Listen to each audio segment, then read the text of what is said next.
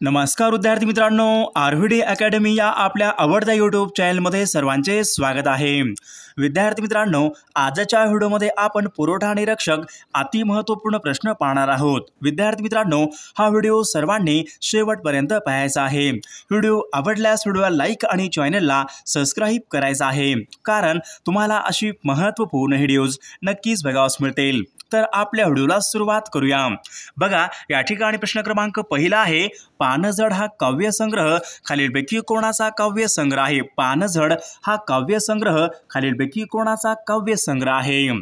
तर विद्यार्थी मित्रांनो, या ठिकाणी ऑप्शन क्रमांक 3 राहील, पानझड हा काव्यसंग्रह ना.धो. मनोहर यांचा तो एक महत्त्वपूर्ण काव्यसंग्रह आहे। बघा, प्रश्न क्रमांक दुसरा काय आहे, इंद्रावती हे राष्ट्रीय उद्यान खालीलपैकी कोणत्या एका राज्यामध्ये आहे? इंद्रावती हे राष्ट्रीय उद्यान खालीलपैकी कोणत्या एका राज्यामध्ये आहे? तर विद्यार्थी मित्रांनो, इंद्रावती हे राष्ट्रीय उद्यान छत्तीसगड या राज्यामध्ये आहे। ऑप्शन क्रमांक 3 या ठिकाणी आपले योग्य उत्तर असेल। बघा, प्रश्न क्रमांक तिसरा काय आहे, भारतामध्ये सर्वात जास्त क्षमतेचा अणुविद्युत प्रकल्प खालीलपैकी कोणता आहे? भारतामधला सर्वात जास्त क्षमतेचा अणुविद्युत प्रकल्प खालीलपैकी कोणता आहे? तर विद्यार्थी मित्रांनो, या ठिकाणी ऑप्शन क्रमांक 3 राहील, तारापूर हा अणुविद्युत प्रकल्प भारतामध्ये सर्वात अधिक क्षमतेचा अणुविद्युत प्रकल्प आहे। ऑप्शन क्रमांक 3 या ठिकाणी आपले योग्य उत्तर असेल। बघा, प्रश्न क्रमांक चौथा काय आहे, भारताच्या राजमुद्रे संबंधित असलेला अशोक स्तंभ खालीलपैकी कोणत्या एका ठिकाणी? अशोक स्तंभ खालीलपैकी कोणत्या एका ठिकाणी आहे? तर विद्यार्थी मित्रांनो, अशोक स्तंभ हा सारनाथ या ठिकाणी भारताचा अशोक स्तंभ आहे। ऑप्शन क्रमांक 2 या ठिकाणी आपले योग्य उत्तर असेल। बघा, प्रश्न क्रमांक 5 काय आहे, राणीगंज हे दगडी कोळशाची खाण खालीलपैकी कोणत्या एका राज्यामध्ये? राणीगंज दगडी कोळशाची खाण खालीलपैकी कोणत्या एका राज्यामध्ये आहे? राणीगंज। तर विद्यार्थी मित्रांनो, राणीगंज दगडी कोळशाची खाणी पश्चिम बंगाल या राज्यामध्ये। ऑप्शन क्रमांक 3 या ठिकाणी आपले योग्य उत्तर असेल। बघा, प्रश्न क्रमांक 6 काय आहे, भारतामधली पहिली कार्बन न्यूट्रल पंचायत खालीलपैकी कोणती आहे? भारतामधली पहिली कार्बन न्यूट्रल पंचायत खालीलपैकी कोणती आहे?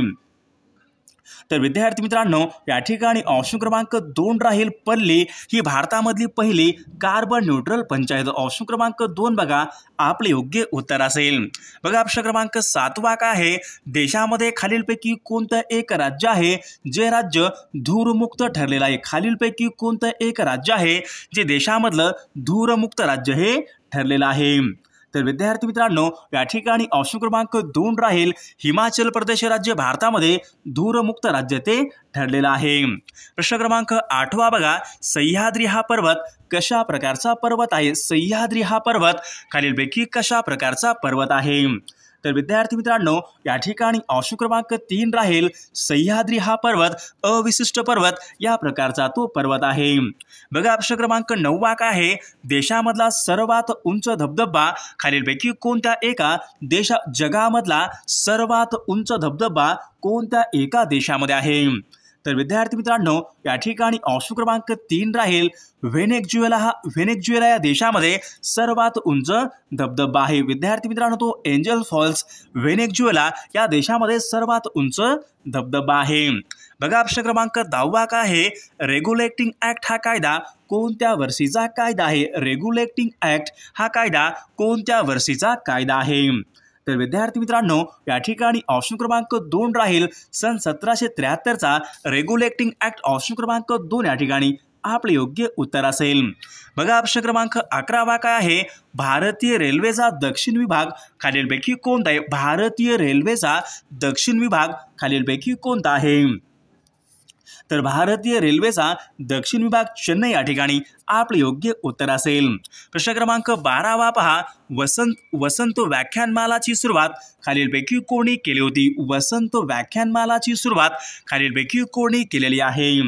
तर विद्यार्थी मित्रांनो, या ठिकाणी ऑप्शन क्रमांक 2 बघा, महादेव गोविंद रानडे यांनी वसंत व्याख्यानमालाची सुरुवात ही केलेली आहे। ऑप्शन क्रमांक 2 या ठिकाणी आपले योग्य उत्तर असेल। बघा, प्रश्न क्रमांक 13 काय आहे, लोकटोक तळे खालीलपैकी कोणत्या एका राज्यामध्ये? लोकटोक तळे खालीलपैकी कोणत्या एका राज्यामध्ये आहेत? तर विद्यार्थी मित्रांनो लोकटोक तळे ऑप्शन क्रमांक 1 राहील मणिपूर या राज्यामध्ये लोकटोक तळे ऑप्शन क्रमांक 1 या ठिकाणी आपले योग्य उत्तर असेल। बघा ऑप्शन क्रमांक 14 काय आहे, हाय अल्टिट्यूड रिसर्च लॅबोरेटरी खालीलपैकी कोणत्या एका ठिकाणी हाय अल्टिट्यूड रिसर्च लॅबोरेटरी खालीलपैकी कोणत्या एका शहरामध्ये आहे। तर विद्यार्थी मित्रांनो ऑप्शन क्रमांक 3 राहील गुलमर्ग या ठिकाणी हाय अल्टिट्यूड रिसर्च लॅबोरेटरी गुलमर्ग या ठिकाणी ऑप्शन क्रमांक 3 या ठिकाणी आपले योग्य उत्तर असेल। बघा ऑप्शन क्रमांक 15 काय आहे, उच्च दर्जाचे लोखंड निर्मितीसाठी खालीलपैकी कोणता धातू वापरतात। उच्च दर्जाचे लोखंड निर्मितीसाठी खालीलपैकी कोणता धातू वापरतात। तर विद्यार्थी मित्रांनो या ठिकाणी ऑप्शन क्रमांक 3 राहील मॅग्नीज या ठिकाणी आपले योग्य उत्तर असेल। बघा ऑप्शन क्रमांक 16 काय आहे, कफूरच्या पेशी खालीलपैकी कशामध्ये आढळतात। कफूरच्या पेशी कशामध्ये प्रामुख्याने आढळतात। तर विद्यार्थी मित्रांनो या ठिकाणी ऑप्शन क्रमांक 2 आहे, कफूरच्या पेशी यकृतामध्ये प्रामुख्याने आढळतात। ऑप्शन क्रमांक 2 या ठिकाणी आपले योग्य उत्तर असेल।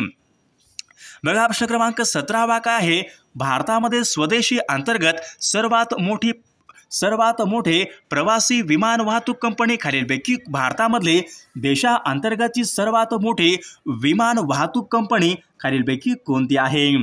तर विद्यार्थी मित्रांनो या ठिकाणी ऑप्शन क्रमांक 1 राहील इंडिगो ही कंपनी भारतामध्ये देशांतर्गत मधली सर्वात मोठी विमान वाहतूक कंपनी आहे।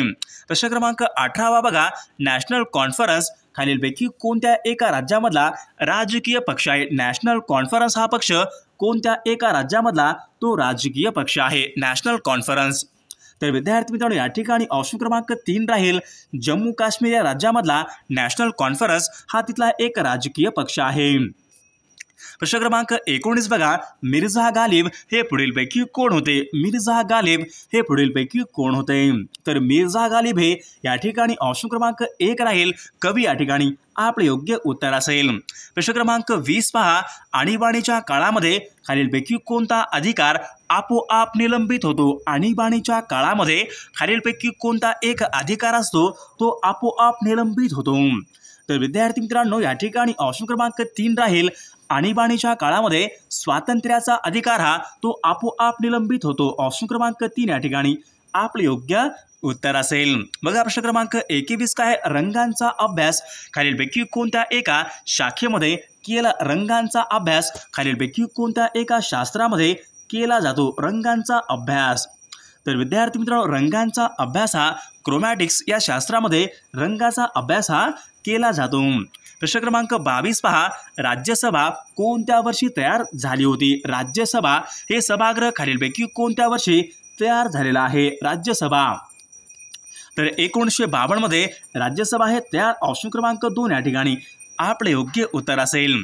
प्रश्न क्रमांक पुढचा बघा, खालीलपैकी कोणतं एक पीक आहे जे खरीपचं पीक आहे। तर मोहरी हे कोणतं एक पीक आहे जे खरीपचं पीक नाही असा प्रश्न होता। तर या ठिकाणी मोहरी हे खरीपचं पीक नाही। पुढचा प्रश्न बघा, प्रश्न क्रमांक 24 काय आहे, भारतीय राष्ट्रीय संग्रहालय कोणत्या एका ठिकाणी भारतीय राष्ट्रीय संग्रहालय कोणत्या एका ठिकाणी आहे। तर विद्यार्थी मित्रांनो या ठिकाणी ऑप्शन क्रमांक ते दिल्ली या ठिकाणी भारतीय राष्ट्रीय संग्रहालय आहे। प्रश्न क्रमांक 25 पहा, रिहांद हा प्रकल्प कोणत्या एका राज्यामधला तो प्रकल्प आहे। रिहांद हा प्रकल्प कोणत्या एका राज्यामधला तो प्रकल्प आहे। रिहांद हा प्रकल्प तर रिहांद हा प्रकल्प उत्तर प्रदेश राज्यामध्ये आहे। तो गंगा नदीवरचा एक महत्त्वपूर्ण प्रकल्प आहे। प्रश्न क्रमांक 26 बघा, बाबरवाणी खालीलपैकी कोणी लिहिली। बाबरवाणी खालीलपैकी कोणी लिहिलेली आहे। बाबरवाणी तर विद्यार्थी मित्रांनो या ठिकाणी ऑप्शन क्रमांक 3 बाबरवाणी बाबर यांनी लिहिलेली आहे। प्रश्न क्रमांक 27 बघा, खिचन हे पक्षी अभयारण्य कोणत्या एका राज्यामध्ये आहे। खिचन हे एक पक्षी अभयारण्य आहे कोणत्या एका राज्यामध्ये आहे। खिचन तर खिचन हे पक्षी अभयारण्य राजस्थान या राज्यामध्ये ऑप्शन क्रमांक 3 या ठिकाणी आपले योग्य उत्तर असेल। प्रश्न क्रमांक 28 बघा, दिलवाडा जैन मंदिर कोणत्या एका राज्यामध्ये। दिलवाडा जैन मंदिर कोणत्या एका राज्यामध्ये आहे। तर विद्यार्थी मित्रांनो दिलवाडा जैन मंदिर हे राजस्थान राज्यामध्ये ऑप्शन क्रमांक 2 या ठिकाणी आपले योग्य उत्तर असेल। प्रश्न क्रमांक 29 पहा, झेंडूची फुले हा काव्यसंग्रह खालीलपैकी कोणाचा आहे। झेंडूची फुले हा काव्यसंग्रह खालीलपैकी कोणाचा काव्यसंग्रह आहे। झेंडूची फुले. तर प्रल्हाद केशव आत्रे झेंडूची फुले या काव्यसंग्रहाचे लेखक आहेत. बघा प्रश्न क्रमांक 30 बघा, सन 1853 मध्ये मुंबईमधली पहिली कापड गिरणी खालीलपैकी कोणी सुरू केली? मुंबईमधली पहिली कापड गिरणी सन 1853 मध्ये खालीलपैकी कोणी सुरू केली होती? तर विद्यार्थी ऑप्शन क्रमांक 2 राहील. ऑप्शन क्रमांक 2 या ठिकाणी आपले योग्य उत्तर असेल.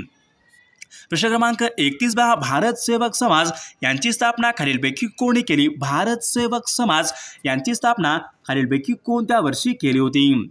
तर विद्यार्थी मित्रांनो या ठिकाणी गोखले यांनी ती स्थापना केलेली आहे. कोणत्या वर्षी स्थापना केलेली आहे असा प्रश्न आहे. ऑप्शन क्रमांक 4 आहे, सन 1905 मध्ये गोखले यांनी भारत सेवक समाज यांची स्थापना ती केलेली आहे.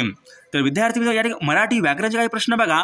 वारंवार कोणत्या प्रकारचं विशेषण आहे? वारंवार हे पुढीलपैकी कोणत्या प्रकारचं विशेषण आहे? वारंवार. तर वारंवार हे कालवाचक क्रियाविशेषण. ऑप्शन क्रमांक 3 या ठिकाणी आपलं योग्य उत्तर असेल.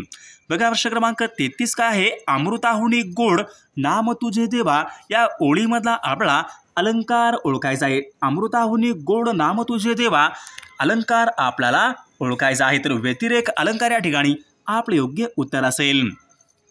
बघा प्रश्न क्रमांक 34 बघा, परवाचा भूकंप म्हणजे जणू सृष्टीचे तांडवच या यामध्ये आपल्याला अलंकार ओळखायचे. परवाचा भूकंप म्हणजे जणू सृष्टीचे तांडवच अलंकार आपल्याला ओळखायचा आहे. तर उत्प्रेक्षा अलंकार या ठिकाणी आपले योग्य उत्तर असेल. प्रश्न क्रमांक 35 वायस या शब्दाचा आपला समानार्थी शब्द सांगायचा आहे. वायस. तर वायसचा समानार्थी कावळा या ठिकाणी आपले योग्य उत्तर असेल. बघा प्रश्न क्रमांक 36 शब्दसमूहाबद्दल आपल्याला एक शब्द सांगायचा आहे. ज्याला कशाचीच उपमा देता येत नाही शब्दसमूहाबद्दल आपल्याला योग्य शब्द निवडायचा आहे.